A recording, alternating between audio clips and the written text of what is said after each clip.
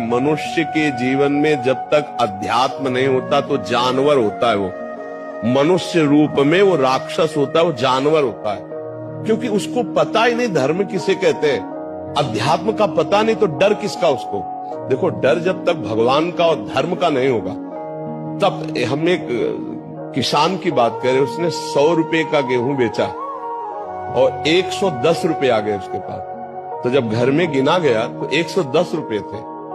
तो उस किसान ने पहले आज्ञा करी कि उसको जाओ पूरा रुपया दिखाओ कि 10 रुपया आपके एक्स्ट्रा है, ये लीजिए, तब हमारे घर में पानी पिया जाएगा, ऐसे नहीं पिया जाएगा। अब अगर आज का समय देखो तो दबा के रख लिया जाएगा कि 10 एक्स्ट्रा में आ गए, लेकिन वो 10 तुम्हारे लिए हानिकारक होंगे। तो आज का समाज चरित्र को बेच करके, धर्म को बेच करके वो धन की प्राप्ति चाहता है।